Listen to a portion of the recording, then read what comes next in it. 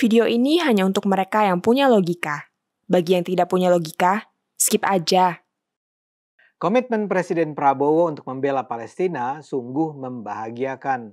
Dia mengajak kita semua untuk mendukung Palestina. Menurutnya, kita sudah tidak bisa lagi sekedar berdiskusi, sekedar menyusun resolusi. Prabowo menegaskan, Palestina sudah terlalu lama jadi korban. Rakyat Palestina butuh keberpihakan, tindakan nyata, seru Prabowo. Seruan itu disampaikannya saat memberikan sambutan dalam konferensi Parlemen Negara Organisasi Kerjasama Islam OKI di Jakarta 14 Mei. Secara tegas Prabowo menekankan komitmen Indonesia untuk bela hak rakyat Palestina untuk merdeka. Dia bicara di depan pemimpin-pemimpin negara Islam di dunia. Karena itu seruannya seolah hanya ditujukan pada umat Islam dunia. Indonesia akan terus berdiri bersama Palestina, ujar Prabowo. Perjuangan ini akan semakin kuat bila kita dunia Islam, negara-negara Islam yang mewakili seperempat umat manusia bisa bersatu, kata Prabowo. Tapi saya yakin, Prabowo sebenarnya tidak hanya mengajak umat Islam dunia untuk bersatu. Sebenarnya yang dia minta untuk bersatu membela Palestina melawan kebiadaban Israel adalah seluruh warga dunia. Kebiadaban Israel bukan hanya memakan korban orang Islam. Yang Israel bunuhi adalah orang-orang Islam, Kristen, dan juga semua pihak yang memilih menolong Palestina. Yang dihancurkan bukan cuma masjid, tapi juga gereja. Karena itu saya yakin banyak orang lainnya bangga ketika Prabowo menyerukan umat Islam dan bangsa Indonesia bersatu menyelamatkan Palestina. Memang belum jelas juga apa yang dimaksudkannya ketika dia berkata, kita jangan cuma bicara, tapi kita harus melakukan tindakan nyata. Apakah itu berarti Indonesia harus lebih aktif mengirimkan bantuan kemanusiaan? Walau sedihnya kita juga harus mengatakan bantuan kemanusiaan internasional buat Palestina lazim diblokade oleh Israel? Atau apakah itu berarti Indonesia harus lebih aktif bersama negara-negara lainnya melakukan tekanan kepada Israel? Apakah kita perlu memblok semua kerjasama dengan Israel? Apakah kita perlu melarang semua warga Indonesia berkunjung ke Israel? Prabowo mungkin perlu menjelaskan lebih jauh apa yang diusulkannya. Tapi yang pasti, kita melihat bagaimana Prabowo ingin agar Indonesia serius membantu kemerdekaan Palestina. Apa yang diserukan Prabowo patut didengar semua manusia beradab di dunia. Ini bukan karena Prabowo adalah presiden kita, tapi karena apa yang disampaikannya adalah seruan kemanusiaan yang bisa menyelamatkan ribuan, puluhan ribu atau ratusan ribu orang Palestina yang selama ini dibiarkan dibantai oleh Israel. Dan kalau kita mengaku sebagai manusia beradab, kita harus membela Palestina. Kalau kita mengaku sebagai manusia beragama, bertuhan, kita wajib membela Palestina. Tragedi Palestina bukanlah soal agama. Ini soal kekejaman sebuah negara bernama Israel yang secara tamak ingin memperluas wilayah negaranya dengan menghabisi orang-orang Palestina yang tak berdaya. Israel adalah sebuah ironi. Dulu Israel berdiri karena hadiah dari Inggris yang kasihan dengan nasib orang-orang Yahudi yang selama berpuluh atau beratus tahun dizalimi dari Eropa. Orang-orang Yahudi itu disiksa, dirampok, dihina, diperkosa, dibunuhi di negara-negara Eropa. Yang menzalimi Yahudi Eropa bukanlah orang-orang Arab. Yang menindas Yahudi Eropa adalah orang-orang Eropa yang menganggap kaum Yahudi bukanlah manusia yang sederajat dengan mereka. Puncak kebiadaban adalah Holocaust di Jerman di bawah kekuasaan Hitler. Lebih dari 1 juta orang Yahudi dibunuh dengan sistematis saat itu. Karena itulah kaum Yahudi yang terusir itu diberi hadiah, sebagian dari tanah Palestina. Kini sekitar 80 tahun kemudian, orang-orang Yahudi di Israel justru melakukan hal serupa. Selama berpuluh tahun mereka berusaha menyingkirkan penduduk asli Palestina. Dan sekarang sejak 2023, Israel sudah membunuh sekitar 50.000 warga Palestina.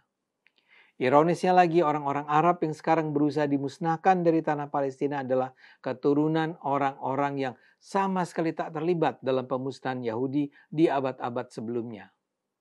Tangan orang-orang Arab bersih dari darah orang-orang Yahudi.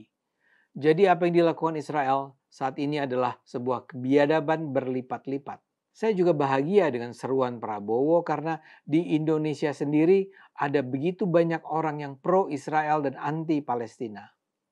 Sebetulnya saya tidak punya persoalan dengan mereka yang pro-Israel secara umum. Saya sendiri sering terganggu dengan mereka yang anti-Israel, terutama karena Israel disamakan dengan Yahudi. Saya juga tidak suka dengan rasisme anti-Yahudi. Saya tidak setuju dengan orang-orang yang menganggap Yahudi adalah musuh Islam, dan karena itu sekarang pun orang-orang Islam harus memusuhi Yahudi. Saya merasa betapapun Israel sebenarnya dulu berdiri dengan terlebih dulu mengusir orang-orang Palestina, sebuah negara Israel berhak berdiri. Dan semula saya termasuk orang yang berharap secara perlahan Indonesia bisa membangun hubungan diplomatik dengan Israel. Tapi apa yang terjadi saat ini tidak memungkinkan bagi saya untuk tetap mendukung Israel. Israel saat ini adalah sebuah negara yang biadab luar biasa. Karena itu saya kecewa dengan begitu banyak orang Indonesia yang masih berusaha membela Israel. Lebih-lebih mereka membela Israel dengan memusuhi orang-orang yang membela Palestina. Performance video-video YouTube saya menunjukkan itu. Saya berulang kali membuat video yang menggambarkan kekejaman Israel terhadap Palestina. Menariknya, kolom komentar di video saya dibanjiri dengan begitu banyak ujaran kebencian terhadap saya karena membela Palestina. Mayoritas pemberi komentar memaki saya karena saya memilih berada bersama Palestina. Ini sungguh mengherankan sekaligus mengecewakan. Saya selalu percaya bahwa kita semua harus membela keragaman dalam kaitannya dengan hak-hak asasi manusia. Saya membela kaum Kristen yang diancam hak dan kebebasannya dalam menjalankan keyakinan agama Kristennya. Saya mengecam para ulama yang mendiskriminasikan, memusuhi, menjelek-jelekan agama Kristen atau agama lainnya. Saya berpihak dan membela aliran dalam Islam seperti Syiah dan Ahmadiyah yang masih juga diintimidasi, dipersekusi, didiskriminasi. Saya membela hak siswa-siswa perempuan yang dipaksa berjilbab. Saya membela warga yang tanahnya direbut begitu saja oleh mereka yang bermodal. Saya membela orang-orang Tionghoa yang dipersulit dan dibuat menderita hanya karena mereka adalah orang Tionghoa. Ini semua harus kita lawan.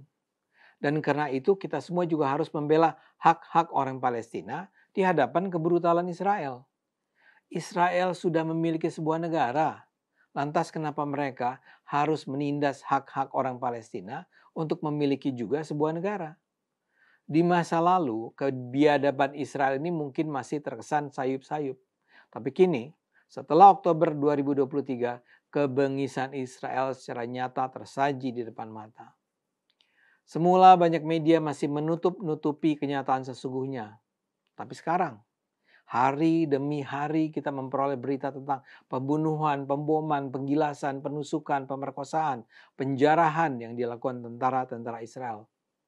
Saya tidak habis pikir bagaimana mungkin setelah begitu banyaknya bukti-bukti lapangan tersaji di media masih ada orang-orang Indonesia yang membela Israel. Penindasan tanpa perikemanusiaan yang dilakukan Israel memang sudah berlangsung begitu lama. Selama ini kita mungkin diam karena rekaman kekejaman Israel tidak menyebar melalui media. Tapi kini, terutama karena perkembangan media sosial, dunia bisa menyaksikan kebiadaban Israel. Kini bahkan pemerintah Amerika Serikat yang selama ini mendukung Israel sudah menunjukkan tanda-tanda meninggalkan sahabat lamanya.